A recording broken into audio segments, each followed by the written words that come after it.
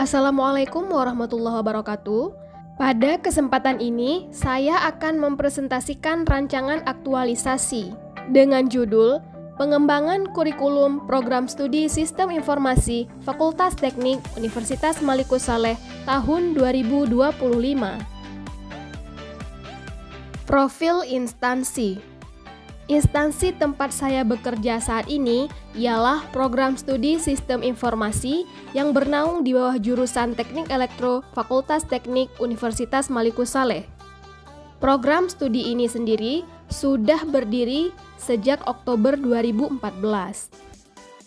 Sejak itu, prodi ini telah menghasilkan banyak lulusan yang berperan aktif dalam mempelopori berbagai kegiatan pembangunan dan turut berkontribusi terhadap kejayaan bangsa. Sebelumnya, perkenalkan saya Atiyatul Ulia, peserta Latsar Angkatan 6, Kelompok 2 dengan nomor daftar hadir 20. Analisis kualitas isu dengan pendekatan APKL. Setelah melakukan proses identifikasi isu, ditemukan 5 isu yang harus diselesaikan di program studi sistem informasi.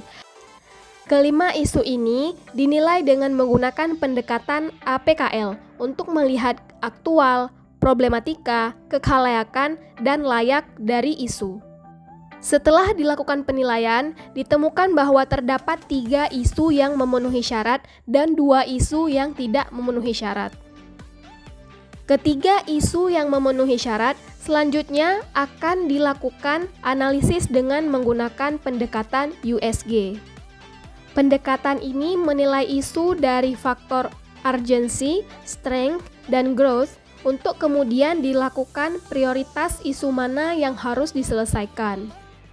Pada tahap ini, ditemukan bahwa isu yang memiliki prioritas pertama adalah isu ketiga, yakni belum optimalnya kurikulum program studi sistem informasi Universitas Malikus Saleh saat ini. Dengan demikian, isu yang diangkat dalam rancangan aktualisasi kali ini ialah isu ketiga. Selanjutnya dilakukan analisis penyebab isu dengan menggunakan fishbone diagram. Terdapat 5 kategori penyebab dari isu ini. Yang pertama ialah machine, seperti keterbatasan perangkat lunak atau infrastruktur, dan tidak ada integrasi teknologi terbaru dalam kurikulum. Yang kedua, methods, kurikulum kurang spesifik ke sistem informasi, kurangnya masukan dari industri, dan pemetaan profil lulusan yang kurang spesifik. Ketiga, material, kurangnya feedback terhadap penerapan kurikulum saat ini, kurangnya riset tentang tren kebutuhan lapangan kerja, dan kurangnya riset tentang tren teknologi di bidang SI. Keempat, measurement, tidak dilakukan evaluasi kurikulum secara berkala, dan tidak ada survei internal kurikulum. Kelima, environment, kurangnya dukungan dari pimpinan untuk inovasi kurikulum dan tidak ada tekanan untuk perbaikan kurikulum. Setelah menganalisis penyebab isu, gagasan kreatif yang diajukan ialah pengembangan kurikulum program studi sistem informasi Universitas Malikus Saleh tahun 2025. Ada 4 kegiatan yang akan dilakukan. Yang pertama, melakukan perencanaan dan analisis kebutuhan.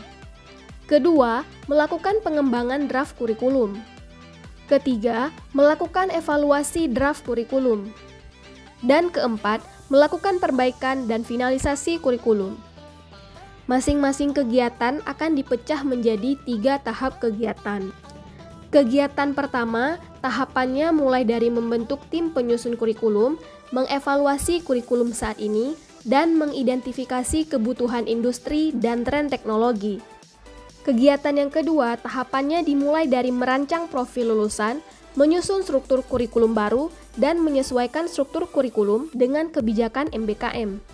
Tahapan ketiga, dimulai dengan memastikan kurikulum yang disusun sesuai dengan KKNI, mengadakan evaluasi kurikulum dengan stakeholder, dan mengumpulkan data umpan balik dari forum.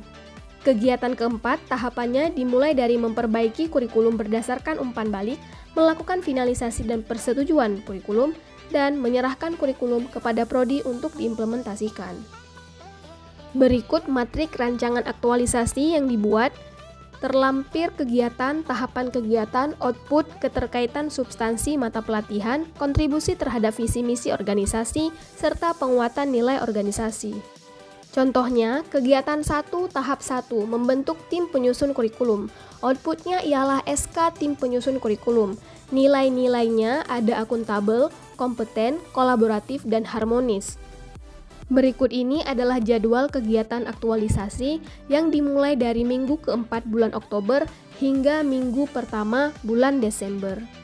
Sekian pemaparan rancangan aktualisasi dari saya.